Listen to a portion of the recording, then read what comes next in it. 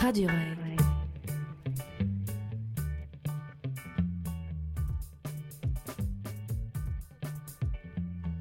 La radio étudiante.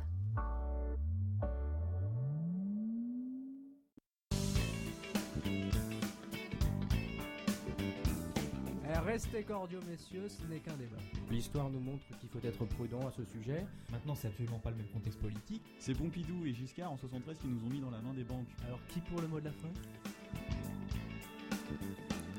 Bonsoir et bienvenue à tous. Nous sommes en direct ce jeudi soir sur Radio Rec, la radio du campus de Marne-la-Vallée, et les autres aussi, tous les campus de l'UPEMLV, en particulier celui de Descartes. Ce soir avec moi, j'ai l'honneur et le grand plaisir de recevoir Maxime, l'éternel présent sur ce plateau. Bonsoir Maxime. Bonsoir. Et j'ai également le plaisir d'accueillir Walid. Bonsoir Walid. Salut à tous, salut à toutes. Et Romain en bout de table. Salut Romain. Salut. Qui nous a dit qu'il ne serait pas très bavard ce soir et j'espère qu'il le sera vraiment puisque ce soir on va parler politique, un peu comme de coutume. On va débattre sur la liberté d'expression d'abord. Les mots en phobie se multiplient, homophobie, germanophobie, islamophobie, etc., xénophobie par exemple aussi. Tout cela n'est-il pas une manière de limiter le débat politique et une manière de couper court à certaines idées, on va dire jugées farfelues ? On le verra ensemble dans la première partie de l'émission. Et puis on étendra le débat sur les nouvelles manières de faire de la politique, les nouvelles idées, les nouvelles réformes futures, réformes pensée en tout cas dans ce studio autour de la 6ème République, puisque une manifestation organisée notamment par Jean-Luc Mélenchon et le Front de Gauche aura lieu ce dimanche à ce sujet. On verra si cette 6ème République est une vraie solution aux problèmes que connaît la politique française actuellement, avec notamment en ligne de mire, on a l'affaire Cahuzac qui a remis un peu les choses sur le devant de la scène. Alors commençons messieurs par le commencement, j'ai envie de dire. Dans l'actualité, on a le débat sur la germanophobie. Beaucoup d'élus du MP déclarent que certains élus du PS sont germanophobes quand ils ne cessent de critiquer Angela Merkel et sa fermeté, caractère très connu des Allemands. Et puis on a également en toile de fond l'homophobie qui a marqué, on le verra ou non, tous les débats autour du mariage pour tous. On a encore un peu plus loin ce qui a trait à l'islamophobie. On se rappelle de l'affaire Meurah, de tout ce qui a trait au terrorisme, qui a vite fait d'amalgamer islam et islamisme. Donc, messieurs, finalement, la question qui sera la toile de fond de ce débat, c'est est-ce que c'est pas une manière très rapide et très violente aussi de verrouiller le débat ? Et je vais te demander à toi, Maxime, déjà de répondre à cette question. C'est vrai que j'ai amené cette question-là pour ce soir parce que ça m'interpelle. Je vois qu'il y a une surinflation des termes en phobie. Et je m'intéresse souvent à ça, à essayer de comprendre le sens des mots et de voir la manière justement dont la sémantique peut être utilisée par le pouvoir notamment.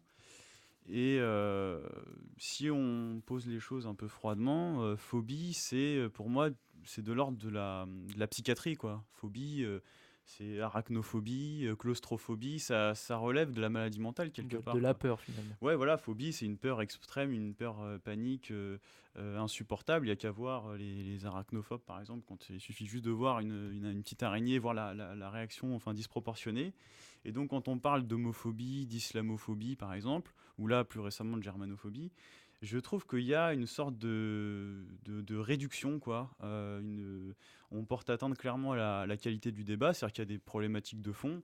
Donc là, l'idée, c'est pas forcément de relancer pour ou contre mariage homosexuel, ou est-ce que il faut suivre l'Allemagne, au contraire, s'en détacher dans la politique européenne, ou voilà. Mais c'est déjà du point de vue du discours, en fait, de la forme. Moi, ça m'a interpellé parce que je trouve, et je l'ai vraiment remarqué plus particulièrement récemment avec justement, tu le rappelais, le mariage pour tous, où moi personnellement j'y étais opposé et j'ai trouvé ça assez violent, la manière dont on a pu parler des opposants. On avait vite fait de faire l'amalgame entre opposants au mariage homosexuel, homophobes, Je regarde un petit peu BFM, les infos, tout ça, et on voit que c'est un sujet vraiment qui est au devant de la scène. La montée de l'homophobie. En fait, moi, je me rends compte que dans les homophobes, on classait des gens où je me sentais concerné, quoi. Je me disais, en fait, selon les catégories de ces gens-là, je suis homophobe, en fait. Mais c'est je quoi me dis, ces critères c'est justement concrètement? le fait d'être opposé au mariage homosexuel, puisque dans la rhétorique en fait que j'entendais, ces gens-là ne sont pas pour l'égalité des droits, donc en fait ils pensent que voilà, enfin ils refusent en fait des droits à certains, donc c'est qu'ils les pensent comme inférieurs. Enfin c'est un peu ça la rhétorique, et je trouvais que c'était une manière assez voilà, encore une fois, je trouve que c'est très réducteur en fait enfin, en tout cas, je sens que ma pensée n'est pas bien comprise, et je pense au-delà de mon propre cas, la pensée de nombreux Français quoi, qui étaient opposés. Et c'est un peu comme des termes qu'il y a antisémite, fasciste, ce genre de trucs où en fait ça prend, c'est des mots qui changent de sens un peu au fil du temps. Et aujourd'hui, j'ai l'impression qu'il y a un peu une nouvelle définition de l'homophobie. Aujourd'hui, est homophobe quelqu'un qui ne serait pas en fait finalement dans le combat en fait de la communauté homosexuelle ou de ceux qui la défendent. Je trouve donc ouais, c'est une manière de disqualifier en fait une opposition.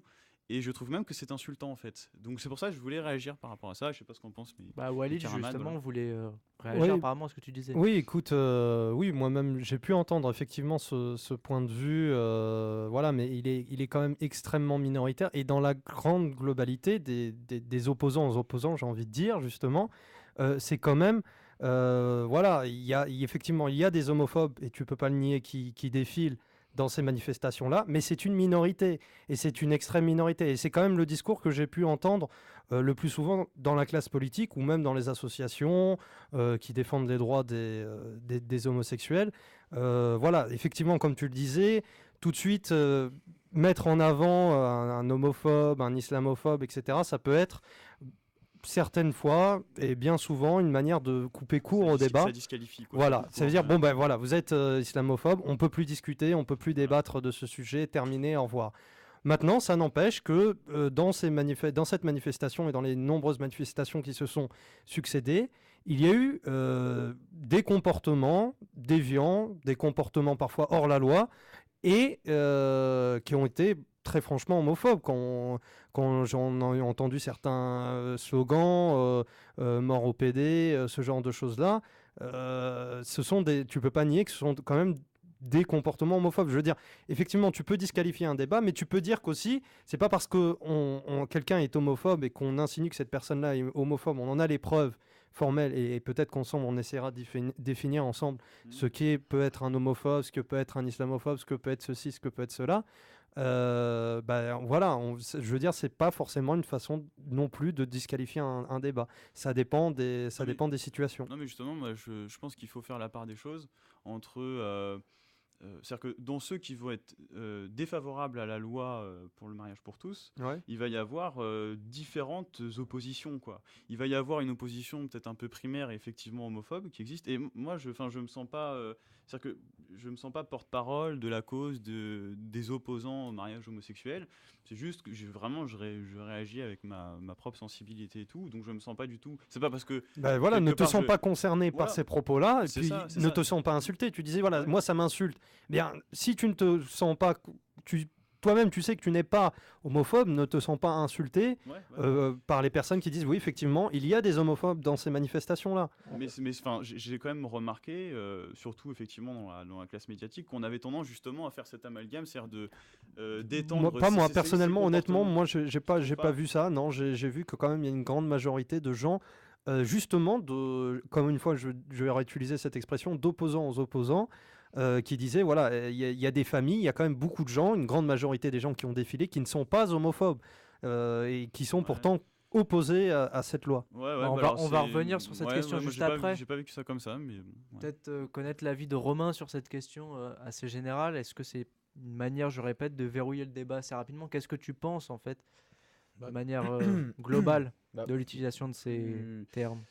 plus précisément donc sur l'histoire du mariage gay, moi c'est vrai que j'ai plutôt entendu en général voilà, une sorte de généralisation un peu d'attribution de la manifestation à l'homophobie et d'amalgame. J'ai pas beaucoup entendu de. Moi, je vous de- assure que non. Personnellement, On va Ouais, mais on va le laisser après, finir. ouais. Il a pas parlé depuis le début. Je mais, la chasse.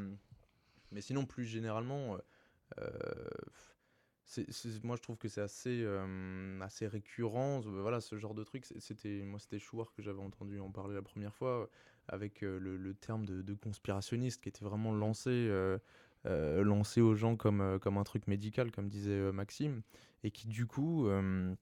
Enfin, moi, je trouve que c'est un principe très, très simple et très efficace quand on veut décrédibiliser quelqu'un, quoi. On va exagérer son propos pour tout de suite le classer. Pour le médicaliser en fait. Ouais, voilà, pour le classer auprès du public comme quelqu'un de mauvais, quoi. C'est-à-dire que on va exagérer tout ce qu'il dit pour que dans l'esprit des gens, on puisse le classer dans une case, quoi. Donc t'es homophobe, donc t'es islamophobe, donc t'es tout ce que tu veux, avec des termes qui font peur, qui veulent aujourd'hui plus rien dire, parce qu'ils correspondent plus vraiment à une véritable réalité, quoi. C'est des termes assez... Ouais, mais c'est un autre sens en fin de compte, et c'est Ouais. peut-être là où vous jouez. Enfin, je sais pas si c'est un jeu, etc. Effectivement, il y a le phobie au départ qui est un terme psychanalytique, qui est le sens, qui vient de la psychiatrie, de la peur. Ça peut être la peur des araignées, arachnophobe, toujours très compliqué à dire. Mais il y a un second sens, et pour avoir consulté ça rapidement, même dans un dictionnaire tout simplement, c'est l'usage d'une personne. Alors je vais vous citer, le terme phobie désigne aussi, dans le langage courant, un sentiment individuel ou collectif allant de la détestation à la haine accompagnée d'une attitude hostile. Voilà, ça c'est le second sens.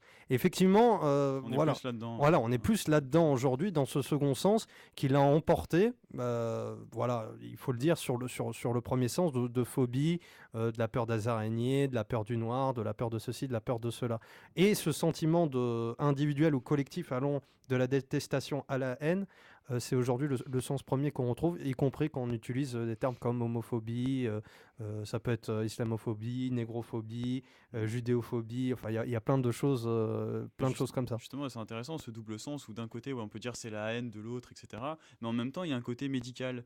Et je crois, comme le soulignait Romain, il y a cette tentative. Je crois que c'est vraiment comme je disais au départ, une manière de manier la sémantique.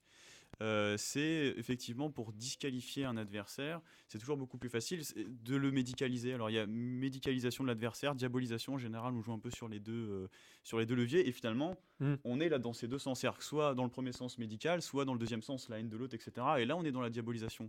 Donc je trouve que c'est pas un hasard finalement qu'on utilise cette terminologie-là en phobie. Ça permet justement de disqualifier un adversaire, et la particularité justement sur le mariage homosexuel, c'est que ça concerne quand même beaucoup de Français, quoi.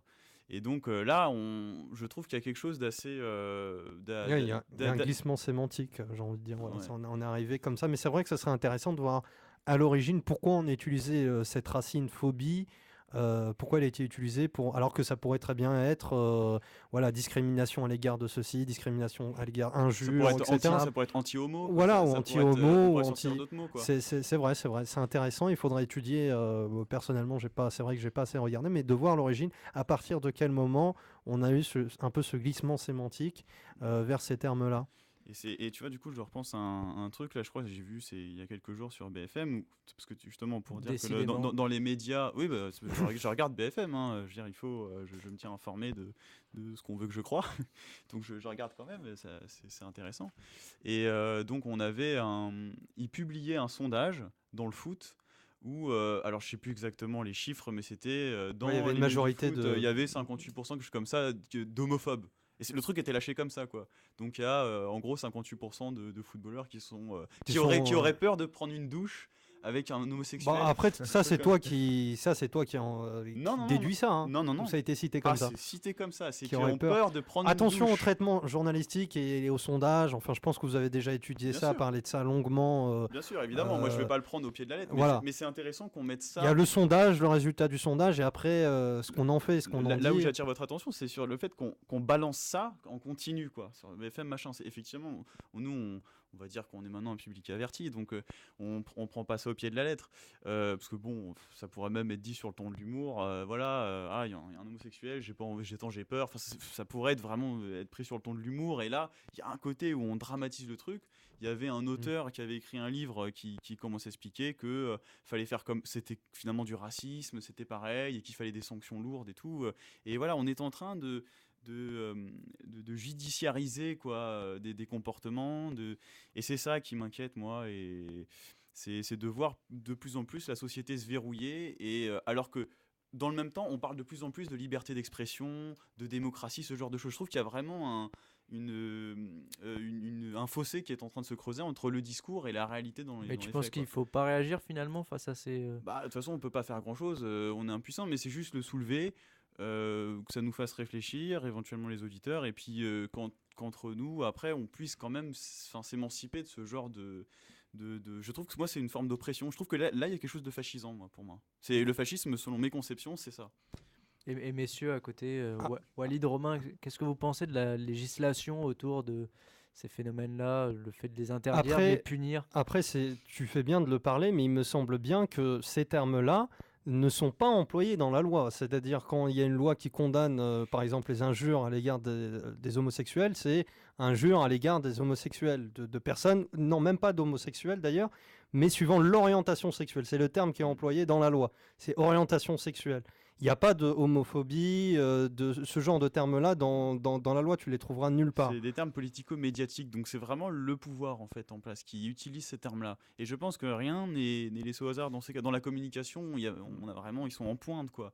Donc c'est intéressant quoi que ce soit ces mots-là qui soient employés. Et pour revenir justement au texte de loi, qu'est-ce que vous en pensez?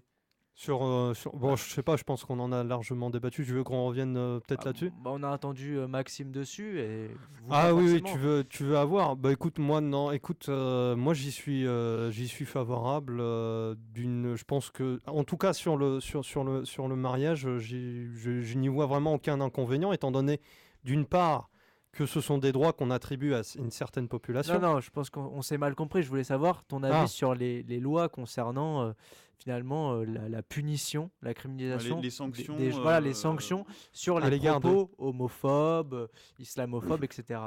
Alors voilà, pour moi c'est peut-être là, on touche finalement au fond du débat. C'est peut-être la limite, si tu veux, à la liberté d'expression. Et pour moi j'en vois trois limites claires qu'on peut débattre ensemble. Enfin, vous verrez, vous me direz ce que vous en pensez. Pour moi, premièrement, il y a l'injure. L'injure, c'est voilà, te traiter de, je sais pas moi, de sale arabe, de sale ceci, de ce genre de choses-là, ou de propos qui peuvent être à caractère injurieux, par exemple, je sais pas moi, PD, ce genre de choses pour un homosexuel. Ça, c'est une première limite que je vois clairement dans mon esprit. La deuxième, qui touche pas forcément aux mots, mais qui est quand même une des limites, pour moi, c'est le mensonge, tout simplement. Le mensonge, c'est voilà, je dis quelque chose dont je sais perdument qu'il est faux. C'est pas une opinion, c'est un mensonge. Je le mets en avant, je le répète, et puis vous connaissez le fameux dicton, un mensonge répété 1000 fois. Enfin bref, je vous passe là-dessus. Le troisième point, c'est la diffamation. La diffamation, c'est qui se rapproche un peu, vous me direz, du second, c'est voilà. Voilà, je diffame une personne, par exemple, en lui disant, je sais pas, t'as fait ceci, etc., alors qu'elle ne l'a pas fait. Une fois que ces trois points-là sont, je dirais qu'on les a écartés des propos qu'on peut dire, pour moi, la liberté d'expression est totale. Et honnêtement, et je pense que là-dessus je vais rejoindre, je trouve qu'elle est très entravée en France. Pour un pays dont dans la devise il y a liberté dedans, je trouve qu'il n'y a pas des pensées qui sont interdites par la loi, mais qui sont interdites par des limites de l'acceptable, des limites culturelles peut-être, je ne sais pas trop comment qualifier ça, mais des limites d'opinion. Voilà, c'est ça, un peu comme justement le titre de l'émission, ça tombe bien. Il y a ces limites-là qu'on s'impose aujourd'hui, qui ne sont pas des limites qu'on retrouve dans la loi, mais finalement qui sont bel et bien présentes. Ouais, donc toi, il y a vraiment une manière de cibler la critique et la punition envers ces propos. Voilà, à partir de ces trois points-là qu'on retrouve d'ailleurs dans la loi, le reste, on a le droit de le tenir, et même des choses qui peuvent paraître très choquantes, qu'on a le droit de penser, qui ne sont pas injurieuses, qui ne sont pas forcément, qu'on pense, pas mensongères. Parce qu'attention, le mensonge, pour quelqu'un, ça sera un mensonge, et pour une autre personne, ça en sera un autre. Vous voyez un peu la difficulté de définir Si ce la point-là. personne ment sciemment, quoi. Voilà, c'est ça, c'est- exactement. Et dont on amène la preuve qu'elle ment sciemment. C'est ça pour moi le point intéressant. Et finir ce tour de table avec Romain. Ouais, juste un truc.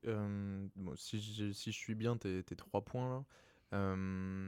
Du coup, donc tu dis donc injure non, diffamation non, mensonge non. Donc du coup, si j'ai bien compris, un type qui parle en public, genre publiquement, il dit un truc extrêmement Choquant. choquant. Il a le droit genre, de le penser, tout à d'accord. fait. Mais Donc, c'est mais- quoi et- concrètement un truc choquant? Non, mais je sais pas. Je sais pas moi, une opinion sur, par exemple, la théorie des races, ce genre de choses-là qui nous paraissent au Ça, c'est 21e pas siècle, injurieux? etc. Bah, c'est un peu les limites, mais si tu l'injuries pas, tu vois, après c'est à chacun de voir, c'est pas vraiment notre Donc, mission, mais plus aux juristes de voir quelles sont les limites à fixer là-dessus. Mais par exemple, moi, le terme de liberté d'expression, je pense qu'un pays comme les États-Unis, la liberté d'expression va beaucoup plus loin qu'en France, pour le meilleur comme pour le pire. Parce que la liberté d'expression, c'est un outil, mais tu peux la mettre aux mains de personnes très intelligentes comme d'imbéciles. C'est quelque chose qu'on accepte. Voilà, nous, c'est vrai qu'en France, quand on entend certains propos, certaines vidéos, on est choqué de ce que certaines personnes peuvent dire aux États-Unis sans être poursuivies par la justice, par ailleurs, parce qu'elles ont le droit de le dire. Ils ont le droit de s'exprimer. On est toujours dans le cadre de la liberté d'expression. Eh ben moi, je préfère vraiment plutôt à l'américaine, la version à l'américaine, c'est-à-dire une liberté d'expression très grande, avec des propos du grand n'importe quoi. Mais finalement, le fait que ces gens-là vont pouvoir s'exprimer librement, ça peut permettre de combattre un peu ce genre d'opinion-là, ou au moins d'avoir un débat, tu vois, un débat d'idées. Parce qu'aujourd'hui, quand on interdit à certaines personnes de s'exprimer, ça ne veut pas pour autant dire que ces personnes ne le pensent pas, n'ont pas d'opinion sur un sujet. C'est un peu le danger. Et c'est vrai qu'actuellement, tout le monde... il y a une sorte de halo sur la montée du Front National, sur les idées d'extrême droite. Peut-être qu'un des problèmes, c'est qu'on interdit aujourd'hui à certaines personnes de s'exprimer et qu'elles se sentent interdites de s'exprimer, qu'on ne peut pas avoir un débat en pointant les faits, en disant bah, là vous avez tort, là vous avez tort. Ces gens-là raisonnent le silence et il n'y a pas de débat. Ouais, moi, je suis Romain, assez. Ouais, ouais. parce qu'au final, bon, j'ai décidé quand même de Romain, parler, mais elle j'ai a pas la le liberté droit. d'expression aussi dans ce studio. Donc exprime-toi. au final, l'idée qu'on entend souvent d'incitation à la haine, toi, tu trouves ça Non, c'est pas, l'incitation à la haine, c'est autre chose. parce que- L'incitation non, parce à que la je haine, prenais l'exemple c'est du pas mec, une opinion pour moi. Non, c'est bah, pas, ouais, mais c'est- le mec qui dit, c'est pas une opinion. le mec qui monte sur un tabouret en plein milieu d'une rue et qui dit tous les problèmes de la France, c'est parce que y a trop d'immigrés, donc il faut tous les virer. Pour moi, c'est pas au-delà de la liberté d'expression. Il a le droit de le dire. Pour moi, D'accord, c'est mais pas ça être incite poursuivi. pas les gens à... Non, ça n'incite pas. Par contre, de Qu'est-ce dire qui incite aujourd'hui, par exemple, tous les Noirs, tous les Arabes que vous voyez dans la rue, il faut les tabasser parce qu'ils mettent en péril la France, ça, c'est une idée qui est condamnable. Voilà, pour moi, la Donc, différence la que je limite, vois. elle est entre le type qui dit il faut les virer et il faut les taper. Euh, non, il faut les virer. Non, il faut les virer dans le sens. Après, c'est un débat qu'il faut ouvrir. Là, tu me donnes un élément. Est-ce qu'il faut les virer? Est-ce que les gens qui sont français d'ores et déjà, il faut les virer? Est-ce que ça peut être les sans-papiers, etc. C'est toujours la limite à mettre. Non, mais enfin, ouais, C'est très difficile. ouais. C'est Je trouve que, ouais, difficile. C'est super compliqué. On C'est va peut-être difficile. pas lancer un Non, débat non, sur mais je suis l'immigration tout à fait maintenant. d'accord. Je suis tout à fait d'accord. je parlais C'est pas pour ça d'immigration, qu'on c'était peut un débattre exemple, là-dessus mais des ouais. heures, des heures. Évidemment. C'est quelque chose qui est très important dans notre démocratie et dont les limites sont difficiles à déterminer. Et encore une fois, il y a les limites de la loi et il y a les limites du politiquement correct, comme tu le disais. Justement, où je crois que les médias, là, justement, cette classe politico-médiatique dont on parlait, justement, sont là. Ce sont eux qui sont responsables du politiquement correct. Parce que toi-même, tu le soulignais, il y a un écart entre la sémantique de la loi et celle des médias. Et je crois que justement, je crois que le principe, c'est d'amener déjà... on ne peut pas changer la loi comme ça, c'est assez compliqué. Donc il faut déjà changer les mentalités, et le politiquement correct est là justement pour changer les mentalités. Et Tu l'enlèveras jamais, hein, ça. Bien sûr, non, mais, mais ce qu'il y a, c'est que on peut avoir la main dessus. C'est-à-dire que certains peuvent avoir la main dessus pour le placer là, ou au contraire, là, lever des interdits. Ça va Enfin, tu vois. devenir de plus en plus compliqué, honnêtement, grâce à une chose, et ça, tu fais mention, je pense, aux moyens de communication, c'est quand même à Internet. Oui, Et je bien pense sûr. qu'avec Internet, ça va devenir très compliqué de pouvoir manipuler, tu vois, de pas placer des termes, comme tu disais, homophobie, placer des choses comme ça, puisqu'aujourd'hui, Bah, on je aura crois que des sources multiples Bah, je d'informations. crois que ça va beaucoup diviser parce que d'ailleurs, on voit déjà que dans le politiquement correct, on commence à essayer de De diaboliser contrôler Internet. Internet, exact. Et en Et plus, ça, il y a c'est une ça. très bonne. Ouais, ouais, Et tout c'est à pour fait. ça que l'on voit qu'il y a un combat. Et c'est pour ça que pour moi, il y a clairement le pouvoir, la dissidence, quoi. C'est ça. Enfin, au risque C'est d'être un pour peu ça que je pense que caricatural, mais- l'Internet, et c'est un débat fondamental et dont on ne parle pas, et où on en parle uniquement sur Internet justement, il y a des velléités, peut-être qu'on aura le débat un autre jour dans une autre émission, des velléités de contrôle d'Internet, étatique, de la part de multinationales, de choses comme ça, alors que justement la force d'Internet et du fait que ça fonctionnait dès le départ,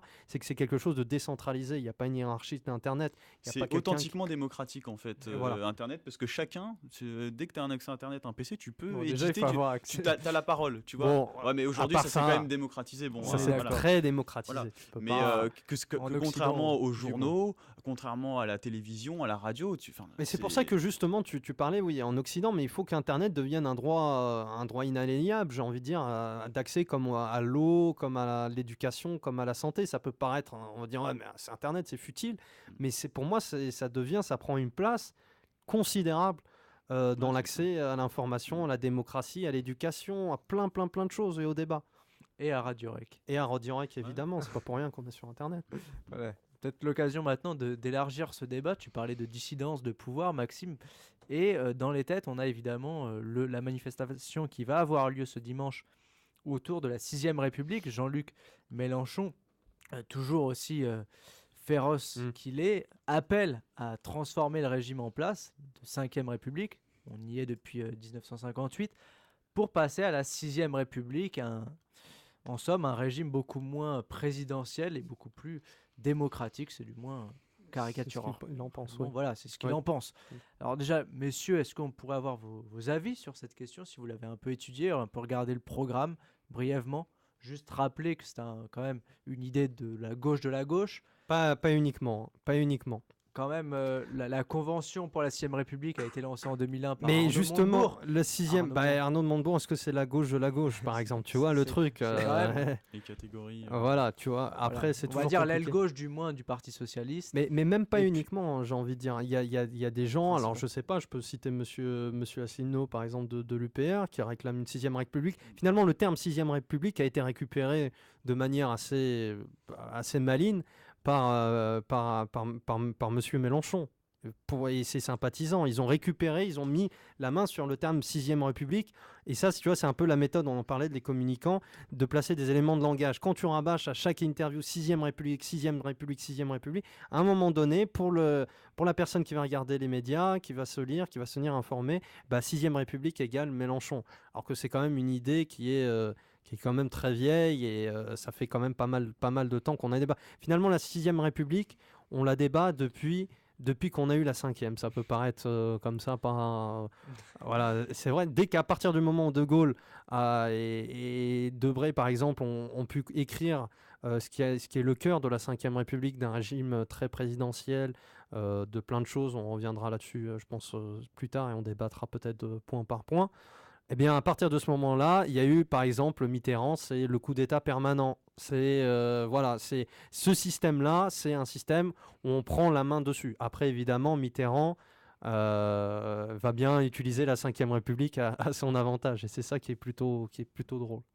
Mais Voilà. déjà, de Ah ouais, visu c'est- sur cette 6ème République, aussi exploitée soit-elle, qu'est-ce que vous en pensez? Chacun y met ce qu'il veut. Non, mais hein, déjà, je par suis ailleurs. assez agréablement surpris en fait, d'entendre Walid parler déjà d'Asselineau et puis d'associer Mélenchon, comment t'as dit, malin, Oui, tactique assez assez maligne. maligne, ouais. C'est effectivement, je partage ton point de vue là-dessus. Ah non, mais ça mais c'est lui, ça remonte un peu à la présidentielle, si tu veux, hein, où il a demandé mais C'est même dans son Montebourg, hein. programme, hein. Oui, même Montebourg avait demandé, tu sais, dans les primaires, une sixième République. Et je pense que c'est peut-être un débat qui a été... Finalement, sixième République, c'est juste une nouvelle, un changement majeur de constitution, de système politique. C'est ça le sens de sixième République. Finalement. Voilà, change de oui, on est constitution toujours dans la derrière. République, on prend toujours l'héritage de la cinquième, parce qu'il y a quand même plein de bonnes choses à garder dans la cinquième. Donc Et toi, il y a plein de choses. t'es pour, déjà, on le sent là, pour un changement. Ah oui, je pense que plus que jamais, il est vraiment temps d'apporter des modifications majeures à notre système politique, qui est vieillissant, qui est remis en cause de toutes parts. Sous le risque. Alors après corrompu, de toute façon tous les systèmes seront plus ou moins corrompus à un moment donné. Moi je prétends pas que si on change, on arrive à la sixième République où tu apportes un autre nom. C'est vrai que maintenant le terme sixième République m'énerve un peu parce que c'est un concept que j'ai depuis pas mal de temps et c'est vrai qu'elle a été récupérée. Donc allez, disons de nouvelle constitution. Ce concept de nouvelle ça constitution, s'appellera forcément la ça sixième. s'appellera la sixième République et tu peux être sûr que la personne qui le fera, parce que ça se fera un jour ou un autre, elle va l'appeler la sixième République pour dire voilà, moi je suis dans la succession de De Gaulle. Maintenant, c'est le changement. Voilà, par exemple, ce genre de choses-là, tu vois. Mais c'est vrai que c'est des choses, on y place ce qu'on a envie de mettre. C'est une idée, il n'y a pas d'idée universelle. Ça peut être plus de pouvoir centralisé, pour plus d'égalité entre les citoyens, ou plus de décentralisation, etc. Ça peut être plein de choses, la durée des mandats, le nombre de mandats, comment le millefeuille administratif, comment sont organisées les régions, les départements, l'État, quelles compétences pour quelle administration, comment on organise un gouvernement, comment on organise les élections. Donc c'est quand même très très vaste. Quels sont les contre-pouvoirs, comment sont organisés le pouvoir exécutif, le pouvoir judiciaire, ce genre de choses-là. Donc c'est très vaste et je pense que ça va être un On y débat reviendra un intéressant, peu. tout à fait. Romain, peut-être que connaître ton avis sur cette question déjà, le changement de Est-ce République. que ça te satisfait? Est-ce que la cinquième...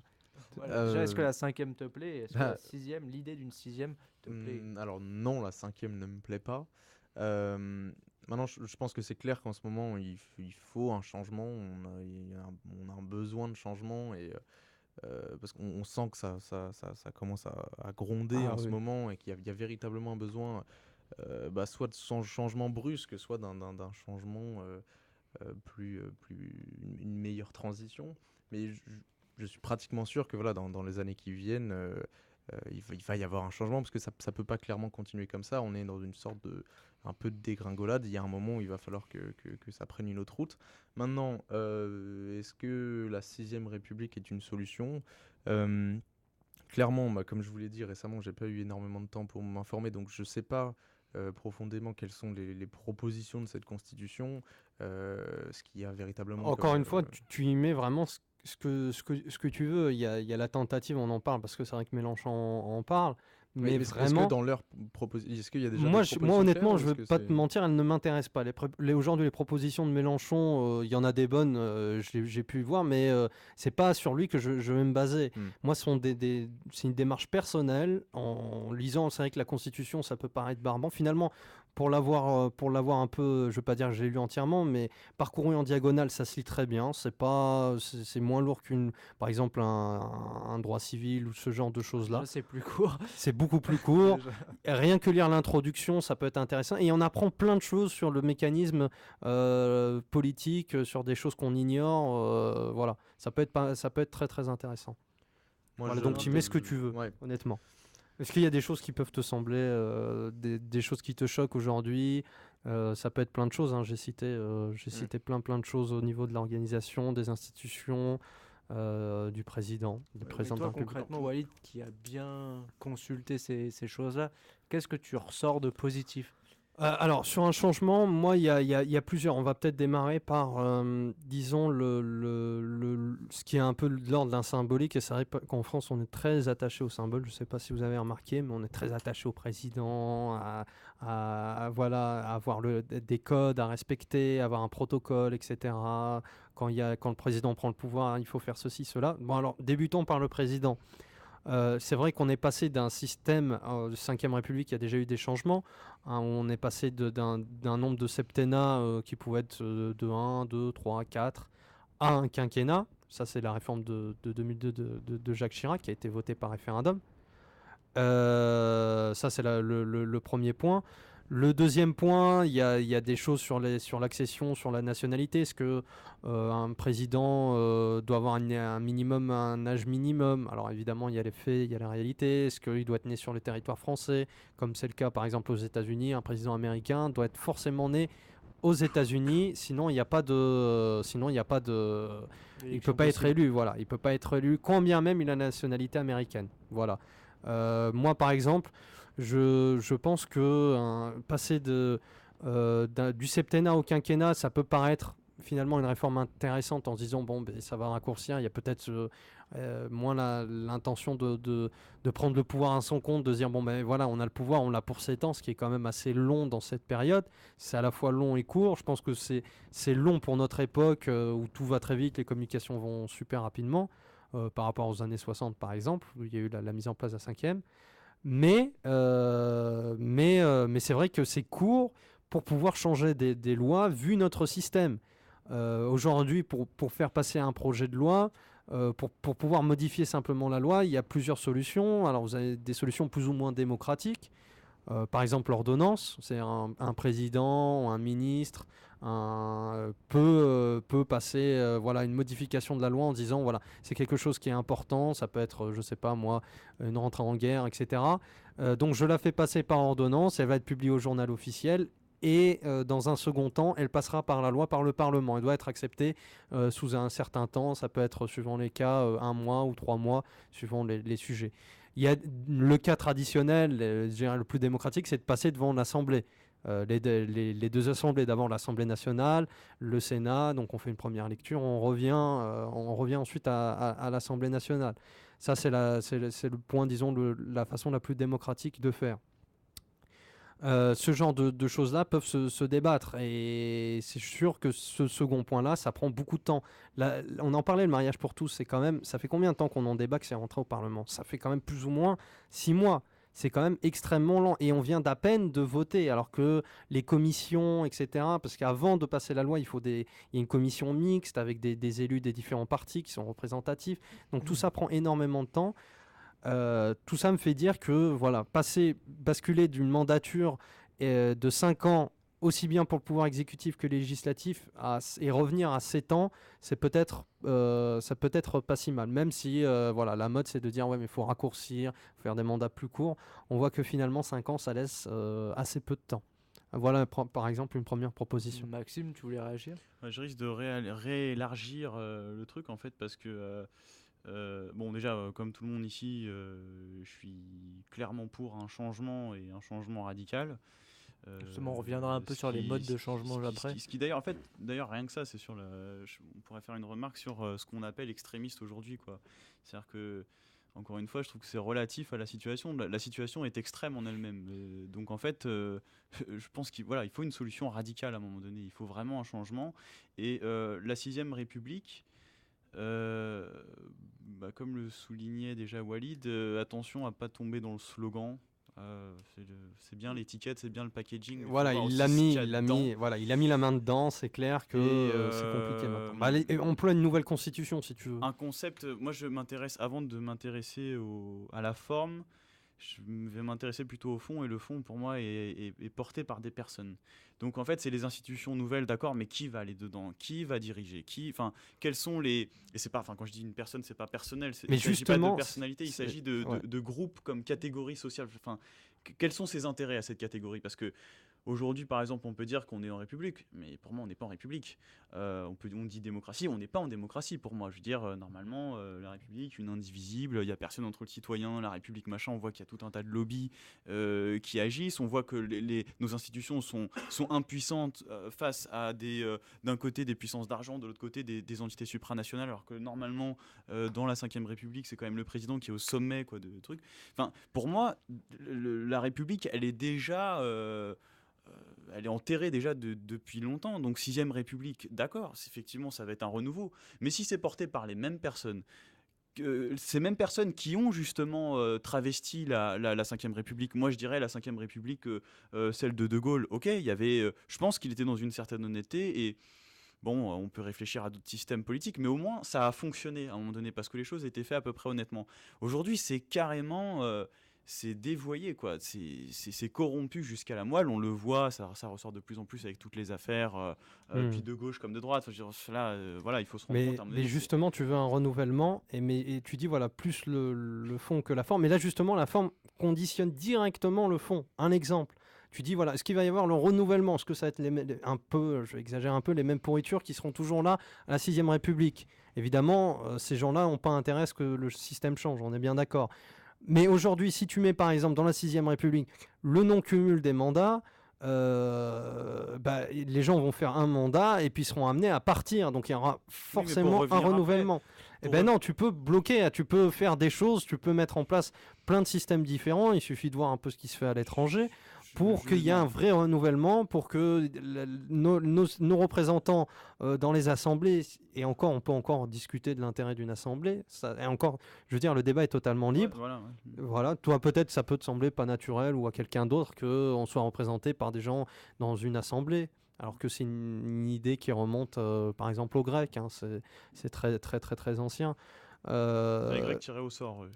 Voilà, il y avait ça, effectivement, avec un système de jetons. Mais c'est vrai que moi, je pensais plus à la rigueur à la monarchie, quoi. Je veux dire, moi, c'est une réflexion qui vraiment m'amène à réenvisager tout de A à Z, et faire table rase, et de voir d'un point de vue historique la France, comment elle a fonctionné de son début jusqu'à aujourd'hui, et finalement de se rendre compte que la République, qui semble être le système le plus incontournable, en réalité est très à l'échelle de, si tu veux, sur l'histoire de la France, oui, finalement c'est petit, c'est pas grand chose, c'est 2 siècles sur 1300 ans ou quelque chose comme ça.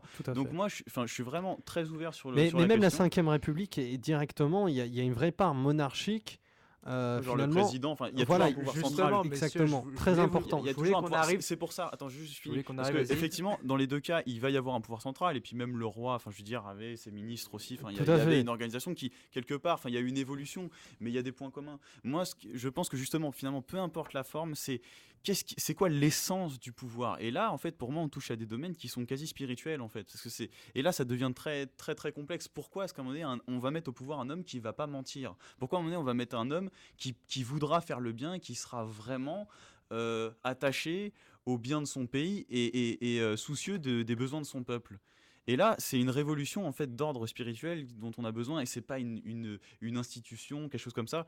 Je suis très sceptique, moi, c'est sur le côté on va faire des lois qui vont permettre à un moment donné qu'il y ait du pluralisme dans la politique et tout, parce que c'était déjà ce qui était censé, ça devrait fonctionner. Trop petit. Ça devrait fonctionner, alors qu'on voit il y a beaucoup de calculs politiques. Alors qu'en fait, on voit c'est la même équipe. Bon, il y en a un bleu, un rose, et en fait ils s'alternent, et on voit que c'est systématiquement les mêmes qui sont à chaque fois derrière les manettes, quoi. Alors qu'on nous explique qu'on est en démocratie et qu'il y a du parce qu'il y a un système qui est fait pour ça. Et si les mêmes sont là, t'inquiète pas qu'ils trouveront un truc pour nous la mettre à l'envers. Mais c'est à toi, en tant que citoyen, justement, de faire remonter ça et de demander un changement. Mais comment on le prend, le pouvoir, en tant que citoyen? En fait, le pouvoir qu'on prendrait, on le prendrait par le biais d'une de ces élites. Et là, tu parlais de Mélenchon. C'est lui qui serait aujourd'hui le candidat le plus sérieux pour mener à bien ce projet. Mais en fait, en quoi Mélenchon va nous permettre à nous de prendre le pouvoir? Alors, juste peut-être la réponse de Walid, après on passera à la question du président. Écoute, justement, parce que je pense que on doit changer dans la Constitution, dans l'écriture dans cette nouvelle Constitution, de façon de faire. Ça ne doit pas être des politiques qui aujourd'hui doivent nous indiquer, voilà, on va faire ça, etc. Évidemment, on aura besoin de juristes, évidemment, on aura besoin de politiques, mais là, je propose, moi, personnellement, que ça soit le citoyen un peu juste avant la Révolution, en 1789, les cahiers des doléances. Ouais. Tout à fait. Là, que on ça est dans soit du Chouard. Je ne sais pas si tu connais Étienne Chouard. C'est exactement ce qu'il propose. C'est-à-dire qu'en fait, c'est qu'on rédige une constitution, et que normalement, c'est le peuple qui rédige sa propre constitution. C'est le peuple qui rédige sa constitution. Il s'est indigné, c'était un peu le point de départ de son militantisme, c'est de dire, mais comment se fait-il que ce soit ceux qui devraient être inquiétés par la constitution qui la rédigent? C'est effectivement un non-sens. Mais qu'est-ce qui fera que demain, on aura la main pour écrire une constitution?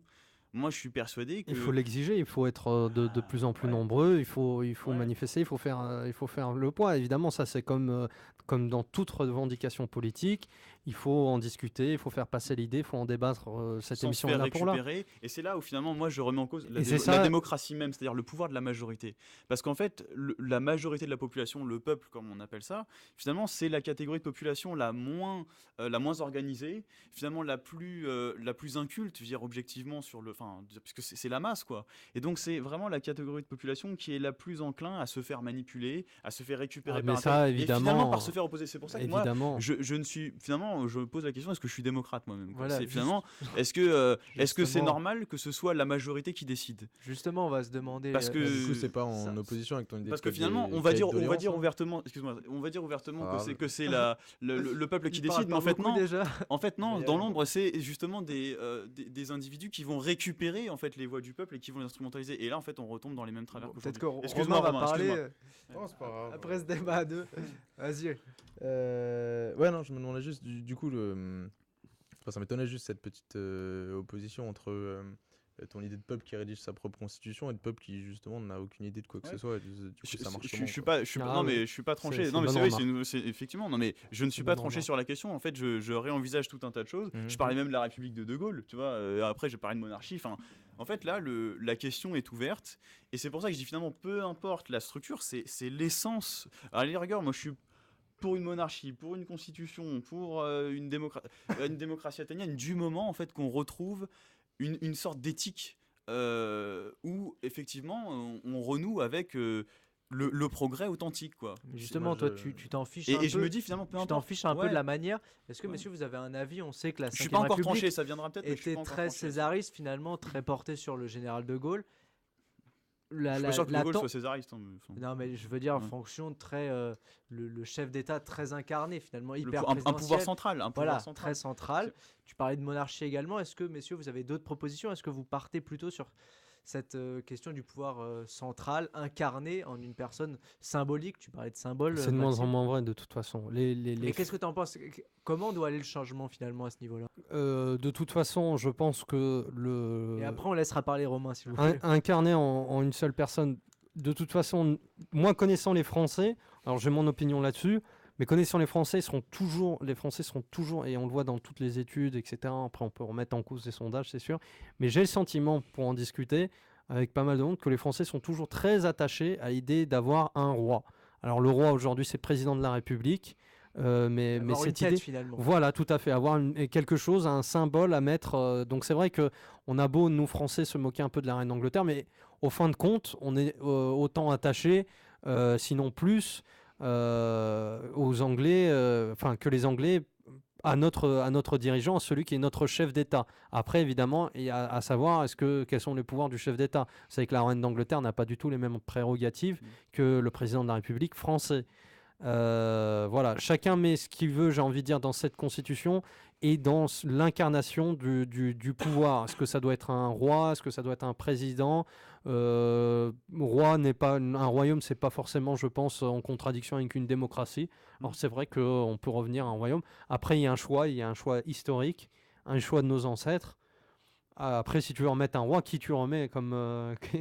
Sous- Mais sous non, quelle ça fait base? partie des questions, effectivement. Est-ce qu'on revient sur des monarchies de droit divin comment Voilà, il y moi avait ça me quelque paraît chose d'ordre compliqué. définitif. Ça me paraît quand même très Effectivement, compliqué. c'est compliqué, en fait, l'idée de la monarchie, c'est, à un moment donné, ce qui m'intéressait là-dedans, c'est en fait, en étudiant un peu l'histoire, en voyant que la France, en fait, est devenue ce qu'elle est quand même sous la monarchie, et que la France, globalement, c'est de la monarchie catholique. Et ça a fonctionné.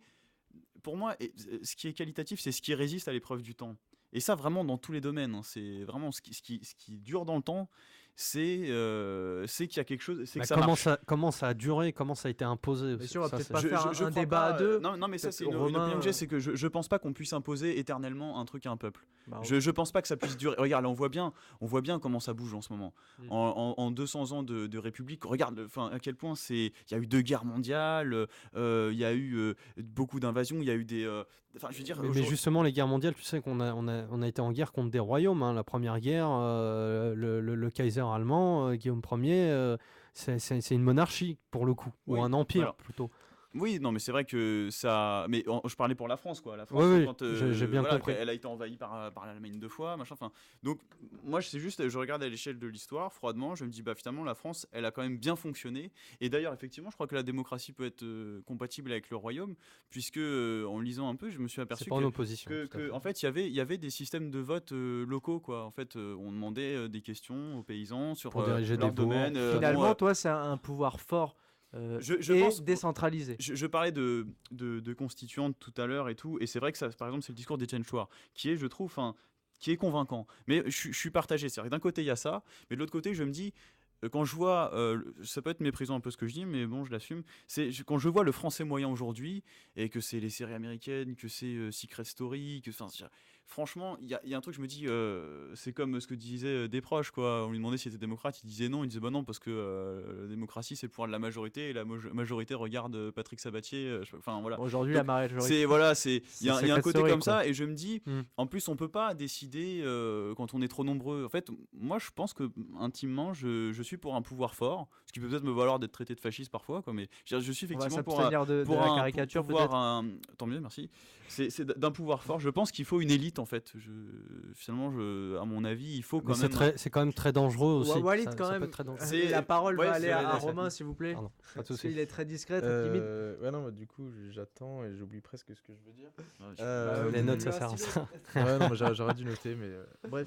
Ouais, non, c'est super intéressant. C'est vrai que moi, la monarchie, ça m'intéressait aussi pour plusieurs raisons, un peu pour justement cette opposition entre le fait que, bon, aujourd'hui, on est clairement pas en démocratie et que ce serait quand même sympa d'être en démocratie, mais aussi le fait Ah, que c'est voilà, tranquille. le peuple n'a pas. On est clairement pas omniscient, surtout sur des Ah sujets oui. compliqués. La représentativité. L'i- Walid, L'idée, quand même. l'idée, moi, c'était justement pas forcément la représentativité. Enfin, c'était plus un peu une idée de régence nationale et de démocratie locale. C'est-à-dire, voilà, d'avoir une personne en haut de la nation pour s'occuper des sujets compliqués, pour parler simplement. Et voilà, localement, d'avoir des démocraties, en gros, de pouvoir prendre les décisions qui nous concernent directement, et pour tout ce qui va être national et international, d'avoir donc une personne en haut, et évidemment pas toute seule, entourée de conseillers, d'assemblées. Euh, alors, un roi ou pas, moi, ce qui m'amuse un peu dans cette idée de sixième République et de réforme, c'est un peu on a l'impression que, enfin, dans ce dont on parlait tout à l'heure, là, de règles pour avoir un enchaînement de candidats, etc., être sûr qu'ils ne reviennent pas. J'ai l'impression qu'on cherche vraiment des façons euh, de faire changer les gens mauvais le plus rapidement possible. C'est-à-dire que on cherche des lois pour que, comme de toute façon ils sont pas top, il faut qu'on puisse les changer rapidement. Euh, Moi, je pense qu'il faut un changement bien plus radical que ça, bien plus que des lois pour dire, bon, bah voilà, il y aura plein de mecs pas top, donc il faut pouvoir les changer facilement. Pour moi, l'idée d'un roi, d'un roi, ou quel que soit le nom qu'on puisse lui donner, mais de quelqu'un qui reste plus longtemps que 5 ans ou 7 ans, c'est-à-dire qui est véritablement là, qui est pas là, Dans la durée. c'est ça, qui est là dans la durée, qui du coup est investi du projet qu'il a, plutôt que juste d'aboutir à la fin d'une course au pouvoir. Enfin, je veux dire, un président aujourd'hui, c'est quoi? C'est de la campagne politique, et après, c'est bon, j'ai eu Puis le c'est très pouvoir. compliqué. Ouais. Il y a que 5 ans, donc clairement, on l'a dit tout à l'heure, il n'a pas énormément de temps. Euh, Moi, je vois plus ça, donc un roi donc, qui est véritablement investi de son projet, qui est dans la durée, qui a du coup plus de responsabilités, et surtout qui a une responsabilité héréditaire, quoi. C'est-à-dire que Donc toi, t'es pour Ce l'hérédité. qu'il laisse, il le laisse à son fils, quoi. exactement. Donc c'est un Donc, peu la famille. là, on n'a plus le type qui arrive, qui essaye de réparer les erreurs du précédent et qui repart. Et puis il n'y a plus cette guerre intestine gauche-droite, c'est c'est ça. ça. Un qui se bat contre Du coup, l'autre. il y machin. a plus de division, parce que la République, c'est au final la division. Enfin, il n'y a plus de division. Bon, Il les y en a divisions moins, en sont tout cas. familiales après, quand même. Oui, alors certes, mais il n'y a plus de division du peuple qui est 50% pour la gauche, 50% pour la droite.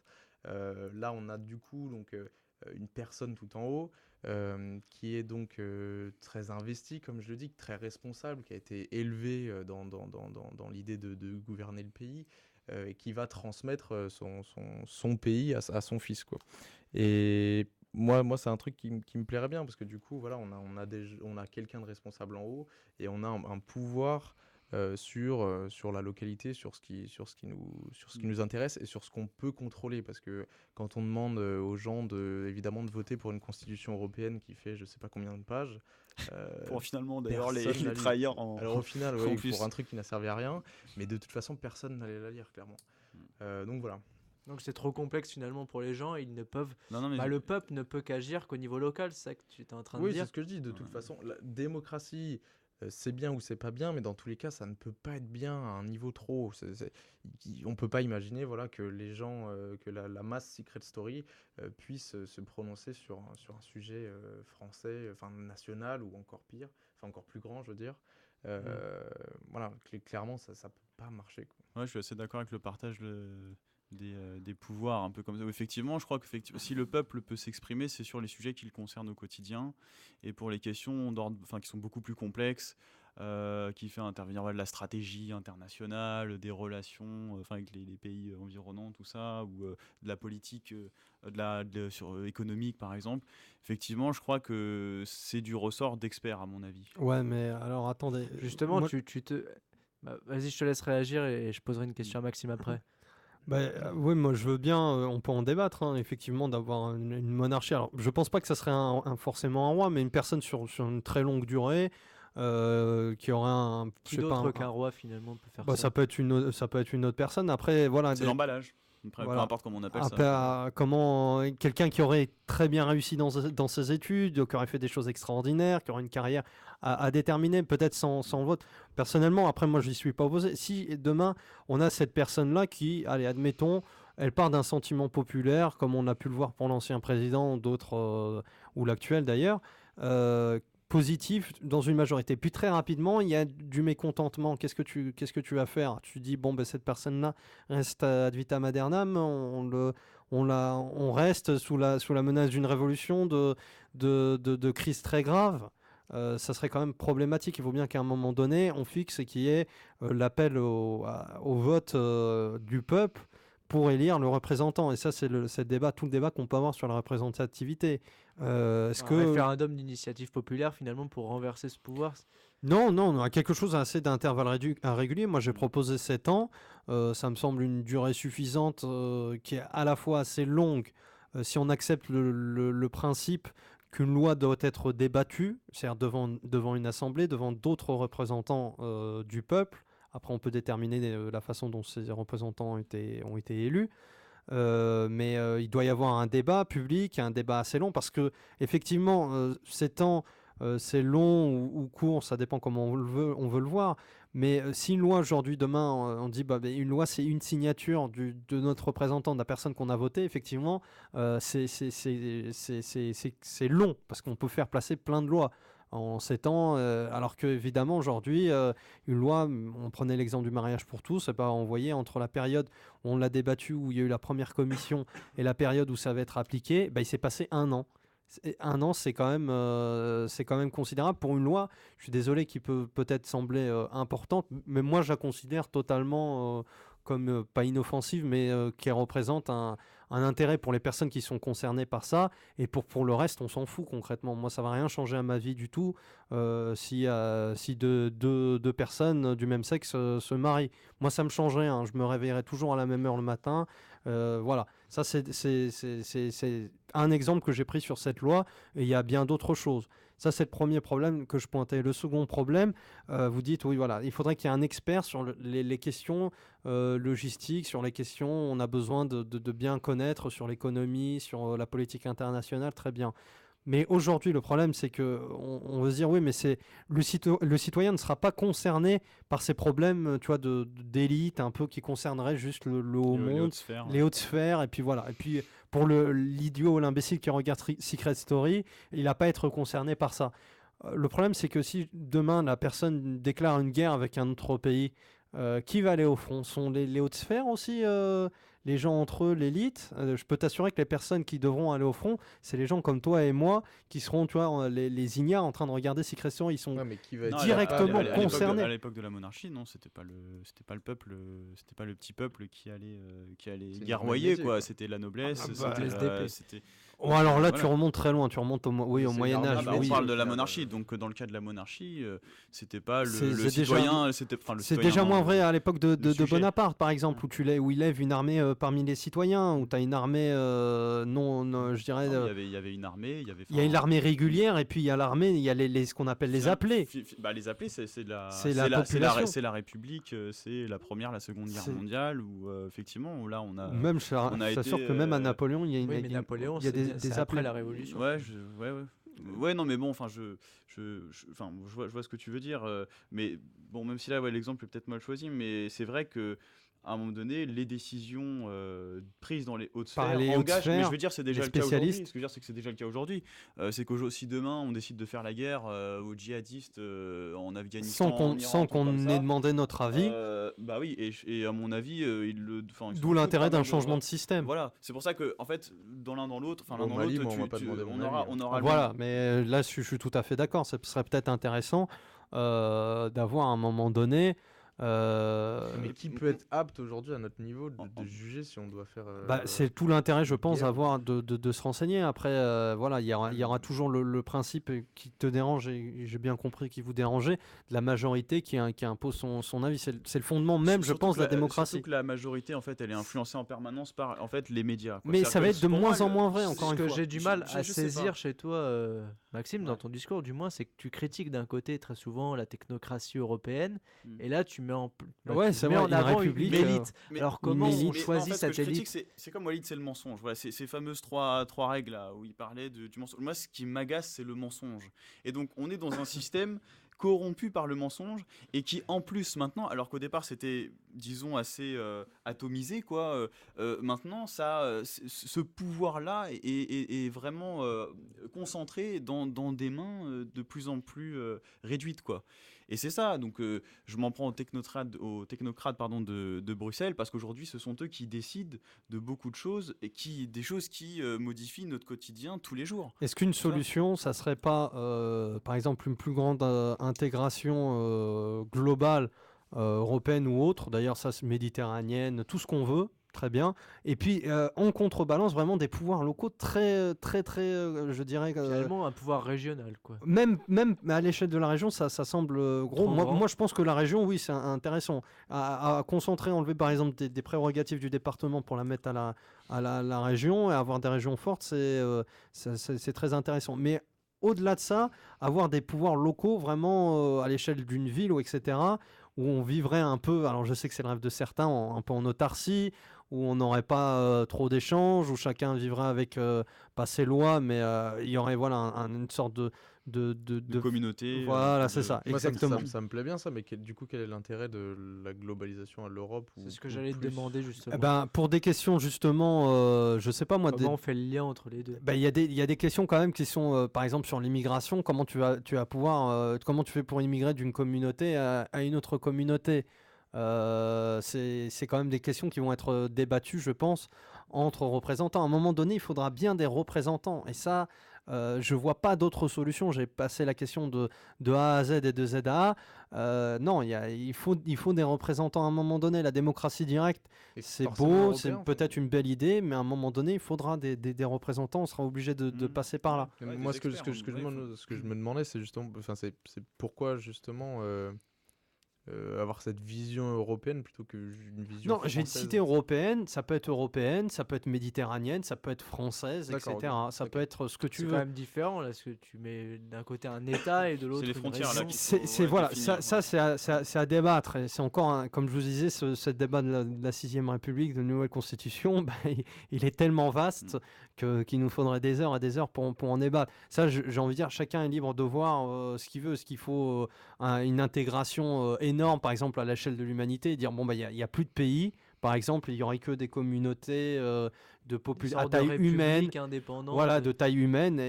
Mais c'était le cas, par exemple, comment s'appelait GPU, les anciens Pays-Bas, c'était, je Les crois, Royaumes-Unis. voilà, non, c'était pas le Royaume-Uni, ça portait un autre nom, j'ai perdu le nom, mais Les Provinces-Unies. voilà, ou quelque chose comme ça.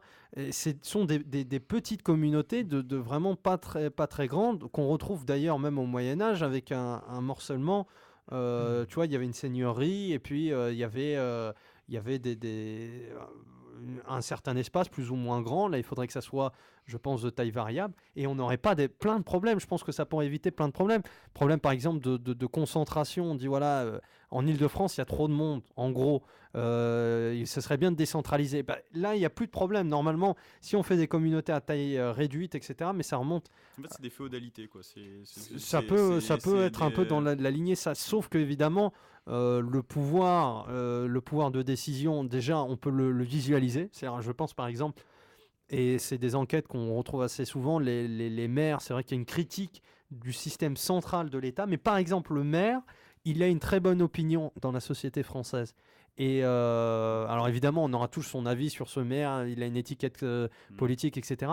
Mais l'opinion de nos élus locaux est très très bonne. Et ça m'a interpellé.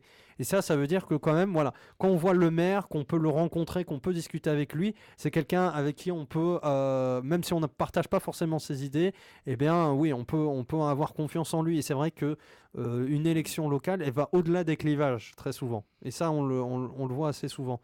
Donc un pouvoir vraiment très très local, ça peut être intéressant. Maxime, tu avais une... Ouais, non, mais finalement, on en revient à cette idée, tu parlais de confiance, et c'est ça en fait qu'il faut rétablir, mais pour moi, la révolution, elle sera, Justement. elle sera d'ordre...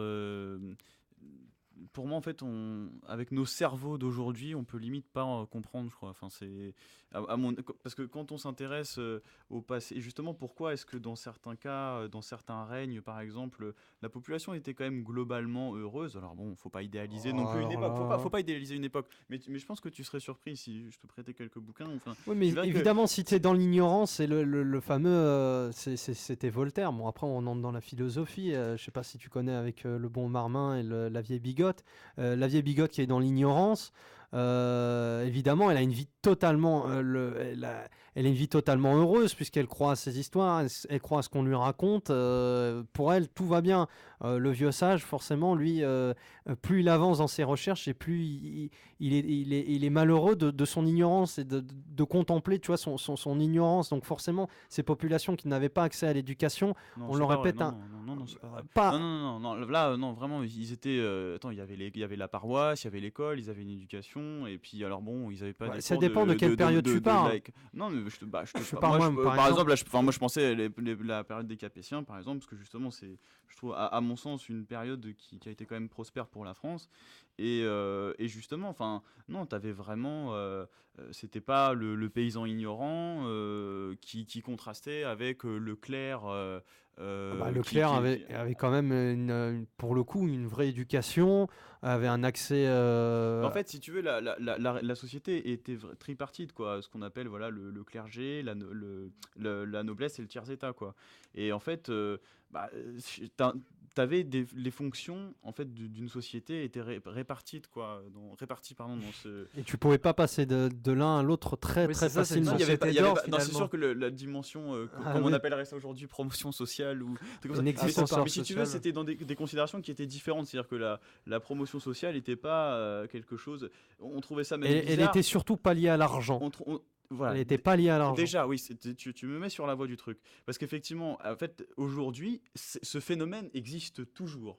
Simplement, maintenant, ce qui départage justement ces catégories, on appelle ça des classes sociales, c'est le niveau de revenu, c'est la possession de biens, ce genre de choses. Je ne sais pas si c'est plus sain aujourd'hui que finalement les gens se distinguent par rapport à leur revenu, quand hier ils se distinguaient par rapport à la fonction dans leur société. Ouais, parce qu'aujourd'hui, justement, ça conduit l'intérêt d'avoir une démocratie. Ça conduit à l'individualisme.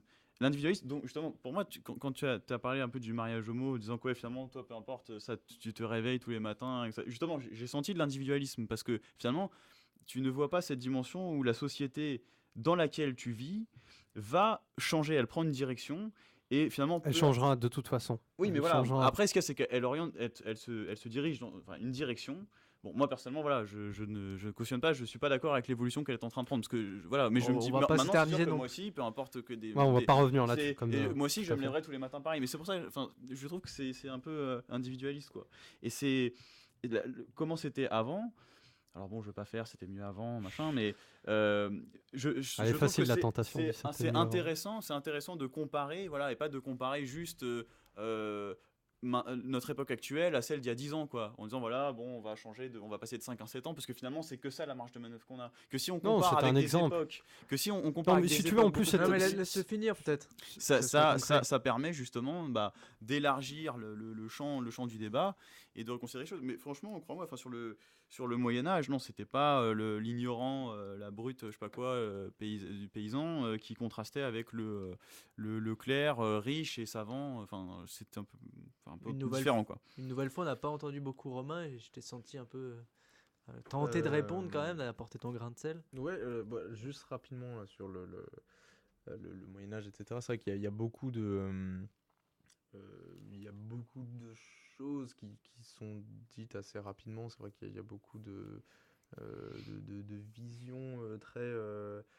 Enfin, par exemple, rien que simplement, c'est vrai que c'était Fabien qui me faisait remarquer ça, qui me disait que du temps des Capétiens, justement, l'école était déjà gratuite. Pas ouverte à tous. Pas encore. Elle était juste pas obligatoire. C'est ça, elle n'était pas obligatoire et gratuite. Oui, Et pas laïque, par Et contre. chrétienne, oui. du coup, tout le monde n'y avait pas accès par. Oui, mais Si. Mais il y avait une école dans Il y avait une chaque, école. dans chaque village, quoi. La paroisse. il y avait une école. Tu avais quelque chose à ajouter. Et sinon, sur ce que tu disais avant, sur tes histoires de région, avec des pouvoirs par région, c'est vrai que c'était intéressant parce que du coup, c'est des sortes de fédérations. Et du coup, ça me faisait penser voilà, à la monarchie fédérative, quoi. C'est-à-dire que voilà, un personnage aurait de confiance, plusieurs comme tu petits disais, royaumes. voilà, un personnage de confiance en haut, avec voilà, des petits royaumes qui ont des pouvoirs importants avec des démocraties directes. Et c'est vrai que du coup, dans ce que tu disais, je trouvais ça super intéressant, mais vraiment, quand tu parlais voilà, de ces régions, mais en même temps de la disparition des pays, c'est vrai que moi, c'est la partie que je comprends pas dans ce que tu disais. Tu vois, j'arrive pas à saisir l'importance. Non, pour moi, non. De toute façon, la nation française, elle restera telle qu'elle. On est Pour tous moi, d'accord. c'est On des est choses un importantes, État-nation. quoi, ouais. On est attaché à notre pays. Moi, personnellement, je suis attaché. Après, chacun ou à midi à sa porte. Hein. Je veux dire, là, l'étendard de réflexion et d'opinion sur la France. Il y a des gens, par exemple, à l'extrême gauche ou des opinions anarchistes, pensent que l'État, c'est quelque chose de mauvais, puisque l'État associé aux frontières. Enfin, il y a plein de choses, plein de débats à avoir là-dessus. Oui, Voilà, mais à la fermeture, il y a quelque chose qui empêche, tu vois, il y a un sentiment l'individu. mondialiste qui monte beaucoup. J'avais vu un graphique il n'y a pas longtemps. Bon, alors c'est Oui, des sondages, on oui, peut oui, dire ce oui. qu'on veut sur les sondages, Oui, mais mondialiste, de plus en tout à plus, fait. il y a un Ouais, sentiment oui. d'appartenance au C'est monde un avant d'appartenir à sa nation. Exactement. Moi, personnellement, je pense que ce sentiment-là va augmenter. Et c'est vrai qu'il augmentera de toute façon par toujours la même chose, par Internet. Par Internet qui est quelque chose de mondial. On voit qu'il y a des velléités de certains pays, de certains gouvernements, de certains pouvoirs économiques de prendre le contrôle sur Internet. On essaiera d'en reparler dans une émission future. Voilà, et parce que c'est très très intéressant. Mais plus je pense Internet sera libre, ouvert, indépendant, neutre, la neutralité d'Internet, c'est encore un autre débat, plus je pense que le sentiment d'appartenance mondiale sera important, parce qu'il n'y a plus de barrières finalement, plus de frontières au débat avec un Péruvien ou avec un Hongkongais. Je suis pas convaincu de ça. Ouais.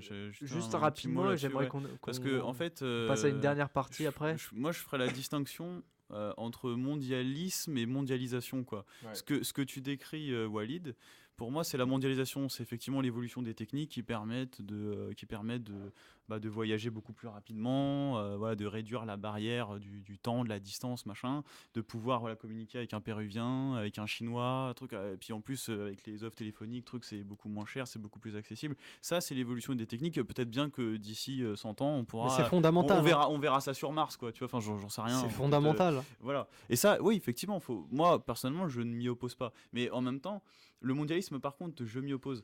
C'est cette tentation, justement, de faire tomber toutes les frontières pour avoir, à un moment donné, une population homogénéisée, une espèce de mélange comme ça mondial, qui, sous couvert d'échanges culturels, en fait, au contraire, fait l'inverse, c'est-à-dire que ça détruit toutes les cultures, en fait, en les mélangeant. Homogénéisant. Voilà, c'est ça. Et Internet, le coup, peut-être effectivement, il va nous faire aimer la technologie et ça va créer des vocations pour certains.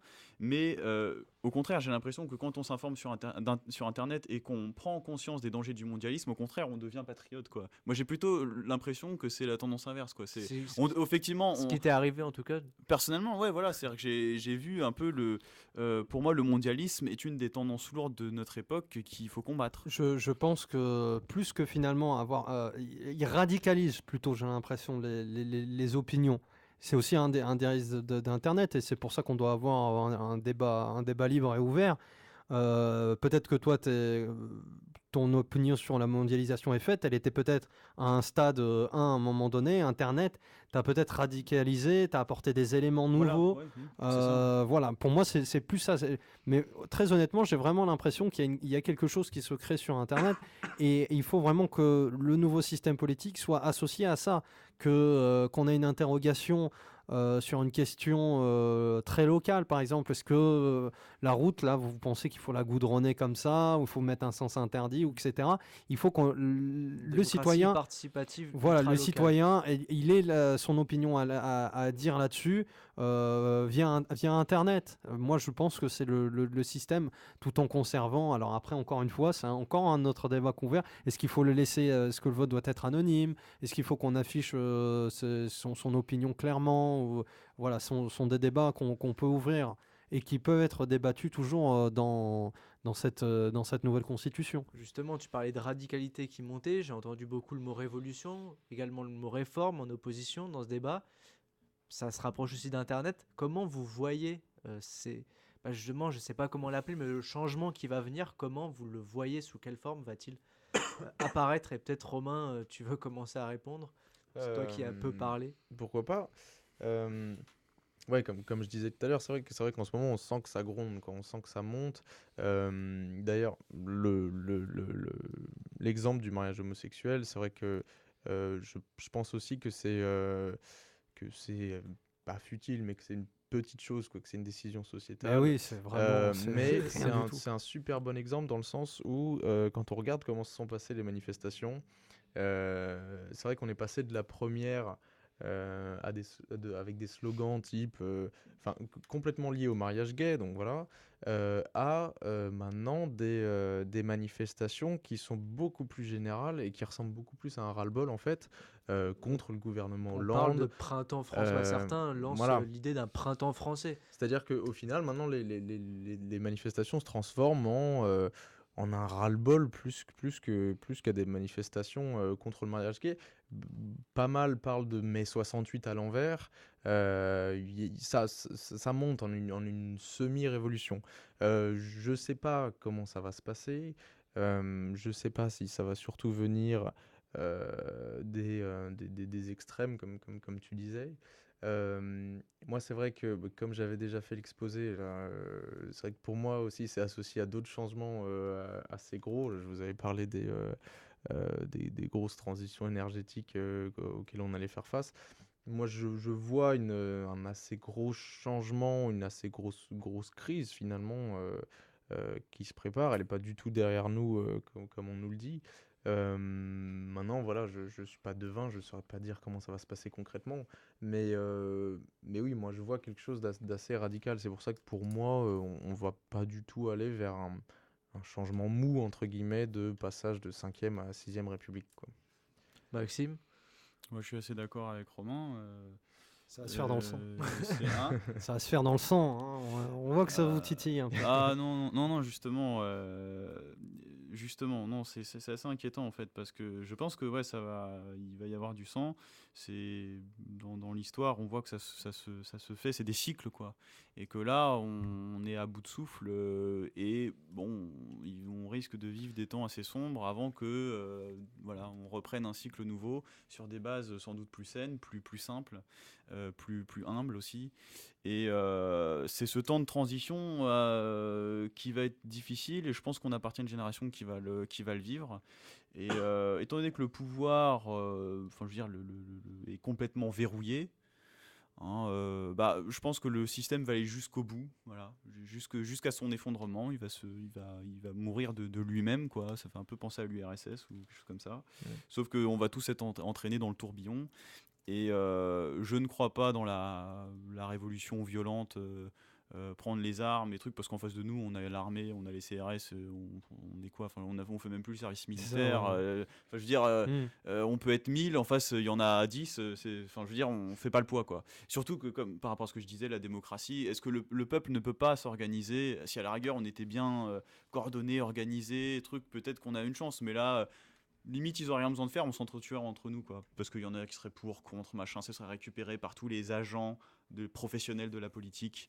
Donc je crois pas dans la révolution, enfin, la sortie de crise par dans la rue, ce genre de choses.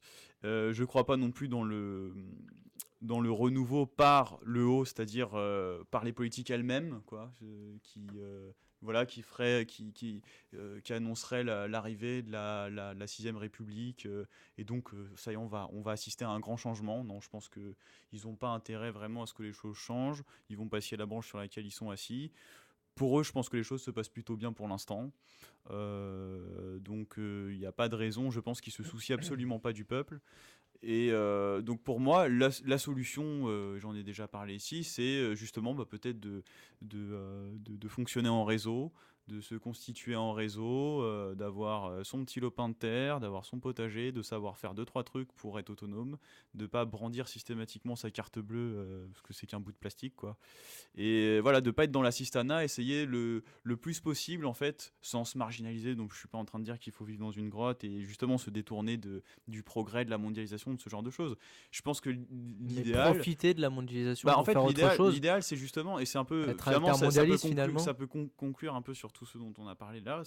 Finalement, c'est prendre le meilleur de notre époque, rejeter le moins bon, et prendre aussi dans les époques passées ce qui a pu être positif, tu vois. Moi, voilà, pour moi, les paysans sous l'ère capétienne n'étaient pas du tout des incultes. Déjà, ils savaient, ils maîtrisaient l'agriculture, l'élevage, etc. Et c'est quand même la base pour pouvoir bouffer, quoi.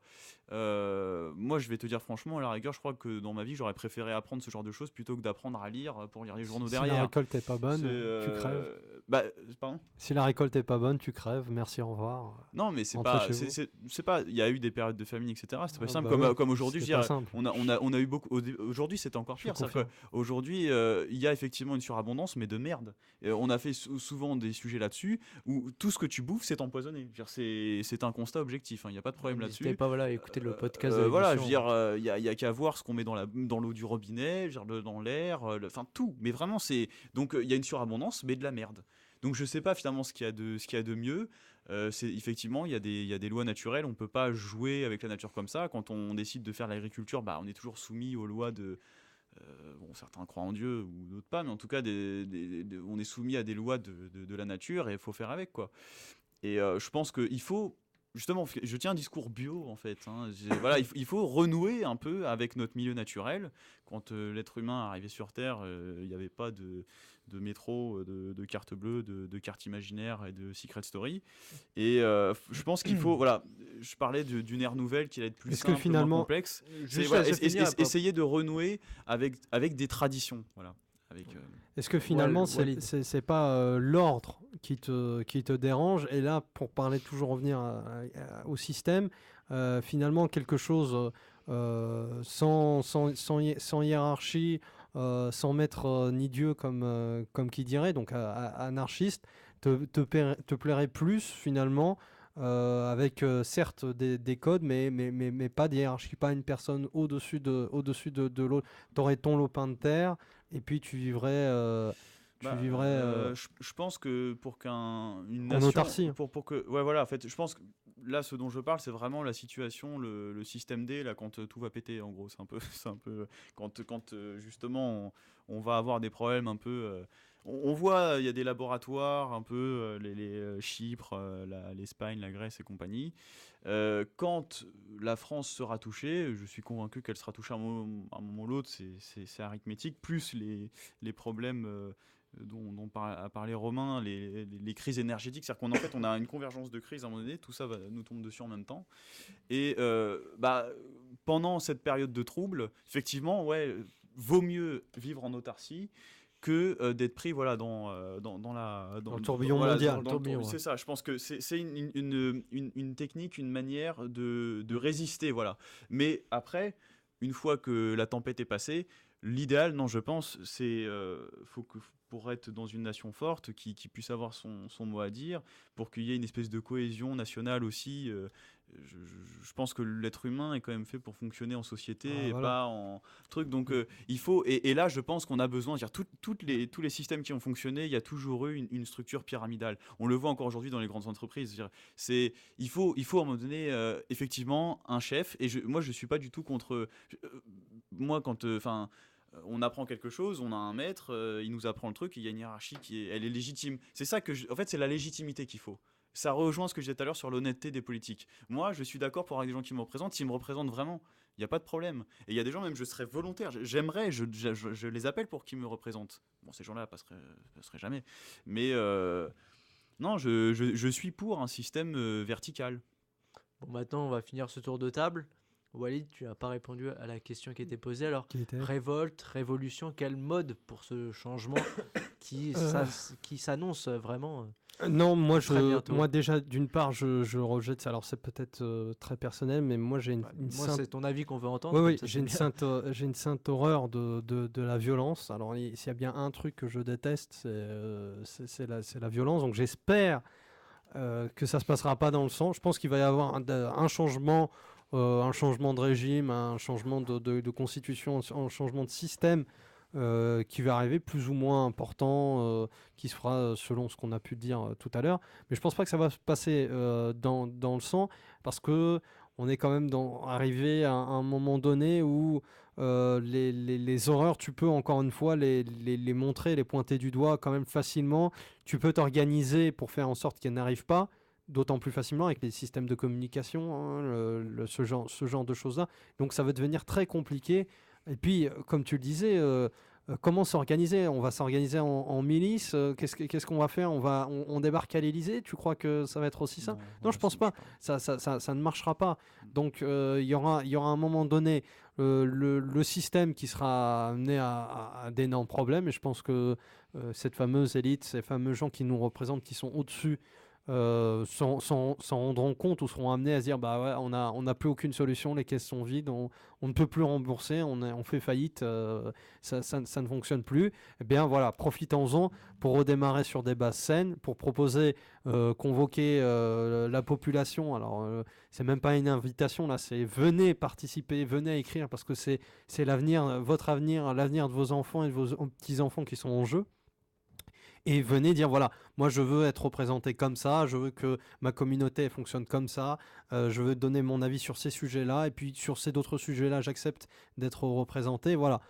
Et sur le principe évidemment toujours de la majorité, qui est encore une fois, et je le répète, le fondement de la démocratie. Si tu n'acceptes pas l'idée qu'aujourd'hui les décisions doivent être prises par une majorité, pour moi il n'y a pas de démocratie. J'ai réfléchi encore une fois à la question de long en large, j'ai pas d'autre solution. C'est aujourd'hui il doit y avoir une majorité qui décide évidemment face à une minorité. Ça ne veut pas dire pour autant il faut qu'on mette des garde-fous pour que la minorité ne soit pas lésée. On est bien d'accord. Voilà, c'est pour moi, donc ça va pas se passer dans le sang. Voilà, clairement. Le débat peut prendre fin aujourd'hui, maintenant, c'est bon. On Ouais, a vu enfin, que sur le chacun. sang, Non, ouais. mais je veux dire que C'est- le débat se renouvellera évidemment, mais on ne va pas en débattre éternellement non plus. C'est On a sûr. bien entendu les différents avis, un peu moins celui de Romain. On l'a vu qui a été un peu lésé par, Je m'assieds au milieu la par, prochaine fois. par le feu qui a guidé Walid et Maxime. En tout cas, merci messieurs.